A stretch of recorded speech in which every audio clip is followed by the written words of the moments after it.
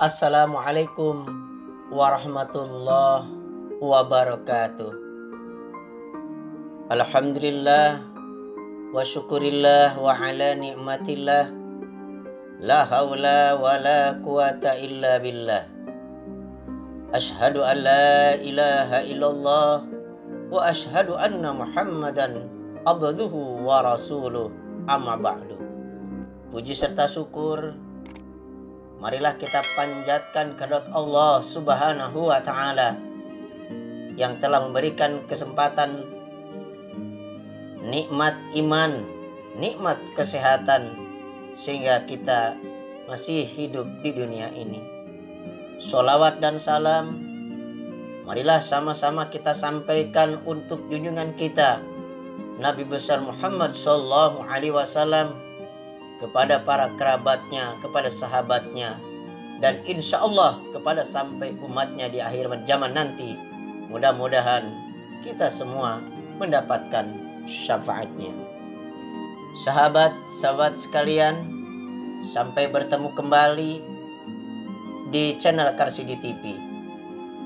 Pada kesempatan yang berbahagia ini, konten kami berikan judul Pantaskah untuk sombong?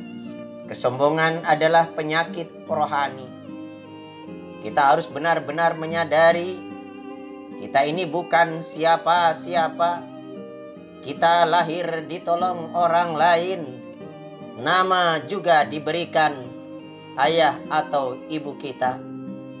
Sekolah dan belajar ini juga dibantu orang lain. Ujian, naik kelas juga dibantu orang lain. Gelar diuji dan diakui juga oleh orang lain. Senyum, tertawa, menangis, curhat juga butuh orang lain. Maka pantaskah kita untuk menyombongkan diri? Di antara sekian banyak penyakit rohani yang perlu kita singkirkan dan buanglah jauh-jauh adalah sifat sombong, takabur, atau sekarang yang lebih viral dan terkenal populer dengan istilah arogan, yaitu menganggap dirinya sendiri, merasa lebih tinggi, merasa lebih unggul, merasa lebih hebat, dan merasa lebih mulia atau terhormat. Sehingga ia sampai sangat berani menghina, membuli, menyepelekan, dan merendahkan orang lain.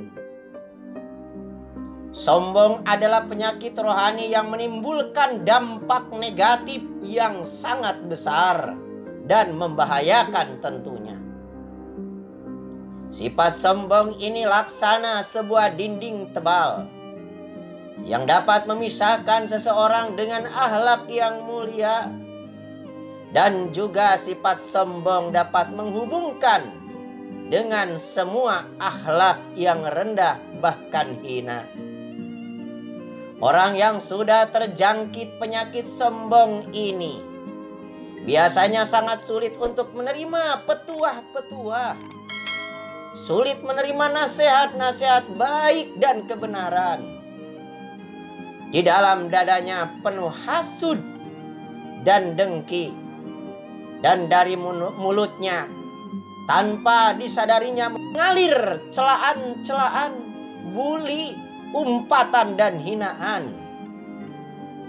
Semua pendapatnya, semua idenya atau gagasannya dianggap paling benar dan harus diikuti.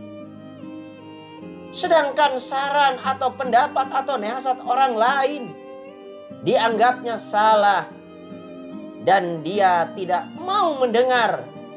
Tutup kuping, pura-pura tidak mendengar, apalagi kalau harus mengikutinya. Sebaliknya, sifat sombong ini sepantasnya tidak dimiliki manusia, karena perintis atau pionir sifat sombong ini adalah iblis laknatullah. Ketika iblis bersama-sama dengan para malaikat disuruh oleh Allah Subhanahu wa taala bersujud menghormati kepada Nabi Adam alaihissalam, iblis membangkang, tidak mau tunduk. Padahal itu perintah Allah Subhanahu wa taala yang menciptakan iblis. Ketika oleh Allah Subhanahu wa taala ditanya, "Mengapa engkau, hai iblis, tidak mau bersujud hormat kepada Nabi Adam yang telah kami ciptakan?" Begitu kata Allah. Dengan sombongnya iblis menjawab, "A'udzubillahi minasyaitonir rajim. Ana khairum min khalaqtani min nari wa khalaqtahu min tin." Kata iblis, "Saya lebih baik darinya. Engkau ciptakan saya dari api, sedangkan engkau ciptakan dari tanah." Quran surat Al-A'raf ayat yang ke-12. Iblis menyombongkan asal usulnya. Dan lantaran kesombongan itulah Allah Subhanahu wa taala mengusir iblis dari surganya Allah Subhanahu wa taala. Allah Subhanahu wa taala berfirman di dalam surat Al-A'raf ayat yang berikutnya, yaitu ayat yang ke-13. A'udzubillahi minasyaitonir rajim. Fahbit minha bama yakunu laka an tatakabbara fiha fakhruj innaka minas sagirin. Turunlah kamu dari surga, karena kamu tidak sepatutnya menyombongkan diri di dalamnya. Keluarlah, sesungguhnya kamu iblis termasuk orang-orang yang hina. Quran surat Al-A'raf ayat yang ke-13. Sahabat-sahabat sekalian, ternyata langkah iblis laknatullah ini ternyata diikuti oleh para penentang dan pembangkang agama tauhid dari sejak zaman dulu dan mungkin sampai zaman sekarang. Kita masih ingat bagaimana kesombongan Fir'aun CS ketika menerima misi dakwah Nabi Musa alaihissalam. Bagaimana sombongnya Qarun dengan harta kekayaannya.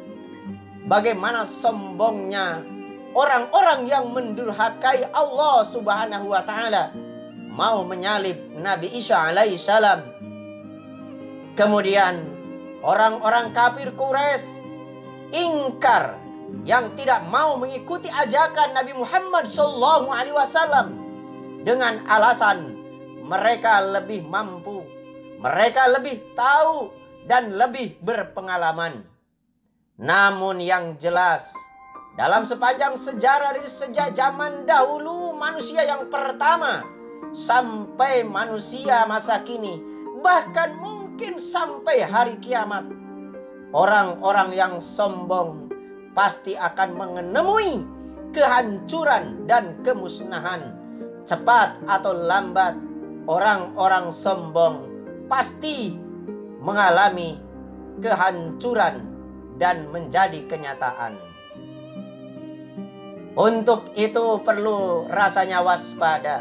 Yang menyebabkan orang-orang menjadi sombong dikarenakan kekuasaan, ilmu pengetahuan, harta kekayaan, ketampanan atau kecantikan.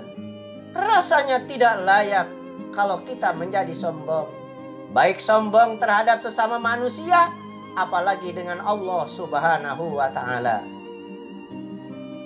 Sombong terhadap sesama makhluk karena kelebihan kekuasaan, ilmu pengetahuan, harta kekayaan, ketampanan, dan kecantikan, atau juga sombong kepada Allah Subhanahu wa Ta'ala dengan tidak mau beribadah, dengan menjalankan apa yang diperintahkan Allah dan menjauhi apa yang dilarang oleh Allah Subhanahu wa Ta'ala. A'udzu billahi minasyaitonir rajim. Bismillahirrahmanirrahim. Innal ladzina yastakbiruna an ibadati sayadkhuluna jahannama dzakhirin. Sesungguhnya orang-orang yang menyombongkan diri dari beribadah kepadaku, kata Allah, mereka akan masuk neraka jahanam dalam keadaan hina dina. Quran surat Al-Mu'min ayat yang ke-60. Sahabat-sahabat sekalian, mudah-mudahan kita tidak dijadikan oleh Allah Subhanahu wa Ta'ala sebagai orang-orang yang memiliki sifat sombong. Semoga upaya kecil ini ada bermanfaat untuk kita semua. Amin ya rabbal alamin. Wallahu muwafiq ila aqwamit thoriq. Wassalamualaikum warahmatullahi wabarakatuh.